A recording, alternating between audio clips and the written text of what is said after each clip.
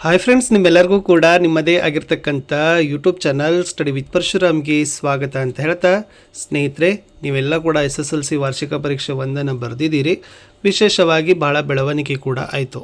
ನಿಮಗೆ ಗೊತ್ತಾಯಿತು, ತೃತೀಯ ಭಾಷೆ ಥರ್ಡ್ ಲ್ಯಾಂಗ್ವೇಜ್ ಪೇಪರನ್ನು ಏನು ಮಾಡಿದ್ರು ಅಂತಂದರೆ, ಆ ಪರೀಕ್ಷೆ ಪ್ರಾರಂಭವಾಗೋ 2 ದಿನಕ್ಕಿಂತ ಮುಂಚೆ, ಬಿಫೋರ್ 2 ಡೇಸೇ ಅದು ಮಾನ್ಯ ಕರ್ನಾಟಕ ಸರ್ಕಾರದ ಶಿಕ್ಷಣ ಸಚಿವರು ಏನು ಮಾಡಿದರು, ಒಂದು ತೀರ್ಮಾನವನ್ನು ಮಾಡಿದರು.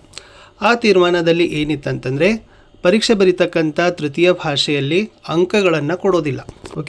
ಸೊ ನಿಮಗೆ ನಂಬರಿಂಗ್ಗಳನ್ನು ಮಾಡೋದಿಲ್ಲ. ಸೊ ನಂಬರಿಂಗ್ಗಳಿಗೆ ಬದಲಾಗಿ ನಾವೇನು ಮಾಡ್ತೀವಿ, ಗ್ರೇಡನ್ನು ಕೊಡ್ತೀವಿ ಅಂತಕ್ಕಂಥ ಅನೌನ್ಸನ್ನು ಮಾಡಿ ವಿದ್ಯಾರ್ಥಿಗಳ ಭಾಷಾ ಕಲಿಕೆಯ ಹೊರೆ ಆಗ್ತದೆ. ಸೊ 2 ಭಾಷೆ ಸಾಕು, ತೃತೀಯ ಭಾಷೆಯಲ್ಲಿ ಉತ್ತೀರ್ಣ ಮತ್ತು ಅನುತ್ತೀರ್ಣ ಇರೋದಿಲ್ಲ ಅಂತಕ್ಕಂಥದ್ದು ಒಂದು ನಿರ್ಣಯವನ್ನು ತೆಗೆದುಕೊಂಡಿದ್ರು. ಆದರೆ ಪರೀಕ್ಷೆ ಪ್ರಾರಂಭವಾಗುವ 2 ದಿನಕ್ಕಿಂತ ಮುಂಚೆ ಈ ತೀರ್ಮಾನದಿಂದ ಬಹಳ ಜನ ವಿದ್ಯಾರ್ಥಿಗಳು, ಪಾಲಕರು ಮತ್ತು ಶಿಕ್ಷಕರ ಸಂಘಟನೆಯ ಒಕ್ಕೂಟಗಳಿಗೆ ಒಂದು ಸಮಸ್ಯೆ. ಏಕೆಂದರೆ ವರ್ಷಪೂರ್ತಿ ಅಧ್ಯಯನ ಮಾಡಿರ್ತಕ್ಕಂಥ ಮಕ್ಕಳಿಗೆ ಅಂಕಗಳನ್ನೇ ಇದಕ್ಕೆ ಪರಿಹಾರ. ಇದು ಗ್ರೇಡಿಂಗಿಂದ ಯಾವುದೇ ರೀತಿಯಾಗಿರ್ತಕ್ಕಂಥ ನಿಜ ವಿದ್ಯಾರ್ಥಿಗಳ ನೈಜತೆ ನಾವೇನು ಮಾಡಲಿಕ್ಕೆ, ಅಳತೆ ಮಾಡಲಿಕ್ಕೆ ಬರೋದಿಲ್ಲ. ಅಂಕನೇ ಬೇರೆ, ಗ್ರೇಡೇ ಬೇರೆ. ಸೊ ಹೀಗಾಗಿ ಆಯ್ದ ವಿದ್ಯಾರ್ಥಿಗಳು ಕೋರ್ಟ್ನ ಏನು ಮಾಡಿದರು, ಮೆಟ್ಟಿಲೇರಿದರು. ಅದರ ಕಂಪ್ಲೀಟ್ ಆಗಿರ್ತಕ್ಕಂಥ ಡೀಟೇಲನ್ನು ಪ್ರಜಾವಾಣಿ ನ್ಯೂಸ್ ಪೇಪರಲ್ಲಿದೆ, ಅದನ್ನು ನೋಡ್ಕೊಂಡು ಬರೋಣ. ವಿಡಿಯೋನ ಲೈಕ್, ಶೇರ್ ಮತ್ತು ಸಬ್ಸ್ಕ್ರೈಬ್ ಮಾಡೋದನ್ನು ಮಾತ್ರ ಮರೆಯದಿರಿ. ಬನ್ನಿ ಹಾಗಾದರೆ ಈ ವಿಡಿಯೋವನ್ನು ಶುರು ಮಾಡೋಣ. SSLC ಪರೀಕ್ಷೆಯಲ್ಲಿ ಹಿಂದಿಗೆ ಅಂಕ ಕೊಡಿ, ಹೈಕೋರ್ಟ್ ಆದೇಶ. ಇದು ಬಂದುಬಿಟ್ಟು ನಿನ್ನೆ 15 ಏಪ್ರಿಲ್ 2026 ಭಾರತೀಯ ಕಾಲಮಾನ 22:15 ಏನಾಗಿದೆ, ಈ ನ್ಯೂಸ್ ಪೇಪರಲ್ಲಿ ಪಬ್ಲಿಷ್ ಆಗಿದೆ. ಸೊ ಡೀಟೇಲ್ ಏನಿದೆ ಅಂತ ನೋಡಿ. ಹೈಕೋರ್ಟ್ ಪ್ರಸಕ್ತ 2025-26ನೇ ಶೈಕ್ಷಣಿಕ ಸಾಲಿನ SSLC ಪರೀಕ್ಷೆಯಲ್ಲಿ ಹಿಂದಿ ಸೇರಿದಂತೆ ತೃತೀಯ ಭಾಷೆ ವಿಷಯಗಳಿಗೆ ಗ್ರೇಡ್ ಬದಲಿಗೆ ಅಂಕಗಳನ್ನು ನೀಡುವಂತೆ ರಾಜ್ಯ ಸರ್ಕಾರಕ್ಕೆ ಹೈಕೋರ್ಟ್ ಏನು ಮಾಡಿದೆ ಅಂದರೆ, ನಿರ್ದೇಶನವನ್ನು ನೀಡಿದೆ. ಹಾಗಾದರೆ ಕೋರ್ಟ್ ವಿರುದ್ಧ ಹೋದವರು ಯಾರು? ಇಲ್ಲಿದೆ ನೋಡಿ. ಈ ಗ್ರೇಡಿಂಗ್ ವ್ಯವಸ್ಥೆಯನ್ನು ಪ್ರಶ್ನಿಸಿ ಚಿಕ್ಕಮಗಳೂರಿನ ಸಹನಾ ಆರ್ ನಾಯಕ್ ಸೇರಿದಂತೆ 3 ವಿದ್ಯಾರ್ಥಿಗಳು ಸಲ್ಲಿಸಿದ ರೀಟ್ ಅರ್ಜಿ ವಿಚಾರಣೆ ನಡೆಸಿದ ನ್ಯಾಯಮೂರ್ತಿ ES ಇಂದಿರೇಶ್ ಅವರಿದ್ದ ಏಕಸದಸ್ಯ ನ್ಯಾಯಪೀಠ ಬುಧವಾರ ಈ ಕುರಿತು ಆದೇಶವನ್ನು ಮಾಡಿದೆ. ಅಂದರೆ ಈ ಒಂದು ತೀರ್ಮಾನ ಮತ್ತು ಈ ಗ್ರೇಡಿಂಗ್ ವ್ಯವಸ್ಥೆಯ ನಿರ್ಣಯವನ್ನು ಪ್ರಶ್ನೆ ಮಾಡಿದ್ದಾರೆ ಚಿಕ್ಕಮಗಳೂರಿನ ಸಹನಾ ಆರ್ ನಾಯಕ್ ಸೇರಿದಂತೆ 3 ವಿದ್ಯಾರ್ಥಿಗಳು. ಸೊ ಅದಕ್ಕೇನು ಮಾಡಿದ್ರು ಅಂದರೆ, ಘನ ನ್ಯಾಯಾಲಯಕ್ಕೆ ಅವರು ತಮ್ಮ ವಿದ್ಯಾರ್ಥಿಗಳು ತಮ್ಮ ನೋವನ್ನು ವ್ಯಕ್ತಪಡಿಸಿಕೊಂಡು, ನಾವು ಜೂನ್ನಿಂದ ಮಾರ್ಚ್ವರೆಗೆ ಓದಿದ್ದೀವಿ. ಸೊ ಇಷ್ಟೆಲ್ಲ ಓದಿ ಪರಿಶ್ರಮಪಟ್ಟು ಪರೀಕ್ಷೆ ಬರೆದಿದ್ದೀವಿ. ಕಡೆ 2 ದಿನದಲ್ಲಿ ಗ್ರೇಡಿಂಗ್ ತೀರ್ಮಾನದಿಂದ ವಿದ್ಯಾರ್ಥಿಗಳಿಗೆ ಹಿನ್ನಡೆ ಆಗ್ತದೆ. ಸೊ ಅವರ ನೋವು ಏನು ಮಾಡಿದ್ರು ಅಂದರೆ, ಘನ ನ್ಯಾಯಾಲಯದ ನ್ಯಾಯಾಧೀಶರ ಪೀಠಕ್ಕೆ ಅವರು ಏನು ಮಾಡಿದ್ದಾರೆ, ವ್ಯಕ್ತಪಡಿಸಿಕೊಂಡಿದ್ದಾರೆ.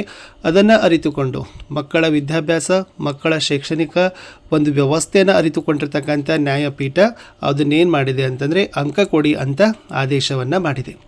ಅರ್ಜಿದಾರರ ಪರ ಹೈಕೋರ್ಟ್ ವಕೀಲ RV ನಾಯ್ಕ್ ಅವರ ವಾದ ಪುರಸ್ಕರಿಸಿರುವ ನ್ಯಾಯಪೀಠ 2025-26ನೇ ಸಾಲಿನ SSLC ಪರೀಕ್ಷೆಯಲ್ಲಿ ಹಿಂದಿ ಸೇರಿದಂತೆ ತೃತೀಯ ಭಾಷಾ ವಿಷಯಗಳಿಗೆ ಗ್ರೇಡ್ಗಳ ಬದಲಿಗೆ ಅಂಕಗಳನ್ನು ನೀಡುವಂತೆ ರಾಜ್ಯ ಸರ್ಕಾರಕ್ಕೆ ನಿರ್ದೇಶಿಸಿ ಅರ್ಜಿಯನ್ನು ಇತ್ಯರ್ಥಪಡಿಸಿದೆ. ಸೊ ಟೋಟಲಿ ಏನು ಮಾಡಿದರೆ, ಹೈಕೋರ್ಟ್ನಲ್ಲಿ ಈ ಸಹನಾ ಆರ್ ನಾಯಕ್ ಸೇರಿದಂತೆ 3 ವಿದ್ಯಾರ್ಥಿಗಳ ಪರ ವಕೀಲರಾಗಿರ್ತಕ್ಕಂಥ RV ನಾಯಕ್ ಅವರು ವಾದವನ್ನು ಮಂಡನೆ ಮಾಡಿದ್ದಾರೆ.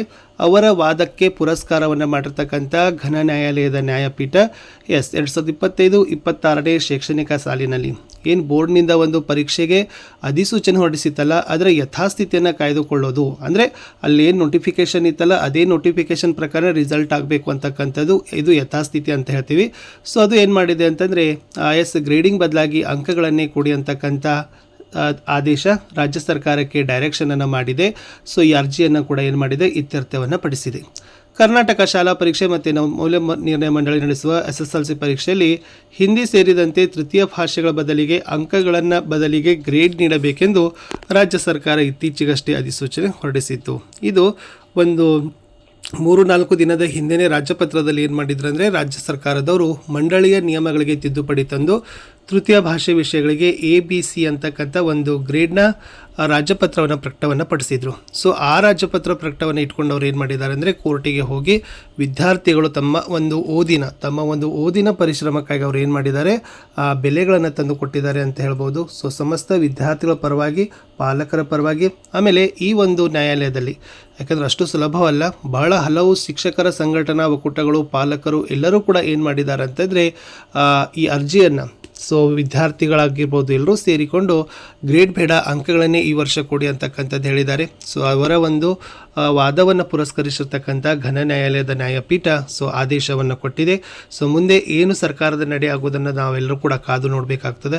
ಯಾಕಂದರೆ ಹಲವು ಆಯ್ಕೆಗಳು ಸರ್ಕಾರದ ಮುಂದೆನೂ ಕೂಡ ಇರ್ತವೆ, ಅದನ್ನು ಊಹೆ ಮಾಡಿಕೊಳ್ಳೋದು ಕೂಡ ನಾವು ಕಷ್ಟ ಸಾಧ್ಯ ಅಂತ ಹೇಳ್ತಾ, ಸೊ ಒಟ್ಟಾರೆ ವಿದ್ಯಾರ್ಥಿಗಳ ಪಾಲಿಗಂತೂ ಕೂಡ ಒಂದು ಸುವರ್ಣ ಸುದ್ದಿ ಅವರಿಗೆ. ಯಾಕಂದರೆ ಮಾರ್ಚ್ವರೆಗೂ ಕೂಡ ವಿದ್ಯಾರ್ಥಿಗಳು ಸುಮಾರು 10 ತಿಂಗಳು ಪರೀಕ್ಷೆಗಾಗಿ ಹಗಲಿರುಳು ಓದಿದ್ದಾರೆ. ಮತ್ತು ತೃತೀಯ ಭಾಷಾ ವಿಷಯಗಳಂತಂದರೆ ಅತಿ ಹೆಚ್ಚು ಅಂಕಗಳನ್ನು ಕೊಡ್ತಕ್ಕಂಥ ಪೇಪರ್ಸ್ಗಳು. ಈ ಸಾರಿ ಗಣಿತದಲ್ಲಿ ತುಂಬ ಕಠಿಣ ಇತ್ತು. ಸೊ ಹೀಗಾಗಿ ನಾವು ಅಷ್ಟು ರಿಸಲ್ಟ್ಗಳನ್ನು ಎಕ್ಸ್ಪೆಕ್ಟ್ ಮಾಡಲಿಕ್ಕೆ ಆಗೋದಿಲ್ಲ ವಿದ್ಯಾರ್ಥಿಗಳಿಂದ. ಬಟ್ ಥರ್ಡ್ ಲ್ಯಾಂಗ್ವೇಜ್ಗಳಲ್ಲಿ ಏನಾಗಿರ್ತದೆ ಅಂದರೆ ರಿಸಲ್ಟ್ ಆರಾಮಾಗಿ ಪುಷ್ ಆಗ್ತದೆ. ಓಕೆ, ಸೊ ಯಾರೆಲ್ಲ ಸ್ವಲ್ಪ ಎಫರ್ಟ್ ಹಾಕಿದರೂ ಕೂಡ ಆರಾಮ್ 80ಕ್ಕೆ 75 ಮೇಲಾದ್ರ ಅಂಕಗಳನ್ನು ಏನು ಮಾಡ್ತಾರೆ ಅಂದರೆ ಗಳಿಸ್ತಾರೆ. ಈ ವರ್ಷ ಬ್ಲೂ ಪ್ರಿಂಟು ಕೊಟ್ಟಿದ್ರು, ಮಾರ್ಕ್ಸ್ ವೇಟೇಜು ಕೊಟ್ಟಿದ್ರು. ಒಟ್ಟಾರೆ ವಿದ್ಯಾರ್ಥಿಗಳ ಪಾಲಿಗೆ ಒಂದು ಸಂತಸದ ಸುದ್ದಿ. ಸೊ ಗ್ರೇಡ್ ಬದಲಿಗೆ ನಿಮಗೆ ಅಂಕಗಳನ್ನು ಕೊಡ್ತಾ ಇದ್ದಾರೆ. ಸೊ ನ್ಯಾಯಾಲಯ ನಿರ್ದೇಶನ ಮಾಡಿದೆ. ರಾಜ್ಯ ಸರ್ಕಾರದ ನಡೆಯನ್ನು ನೋಡೋಣ ಅಂತ ಹೇಳ್ತಾ ವಿಡಿಯೋನ ವಾಚ್ ಮಾಡಿದ್ದಕ್ಕೆ ಧನ್ಯವಾದಗಳು. ಬಾಯ್.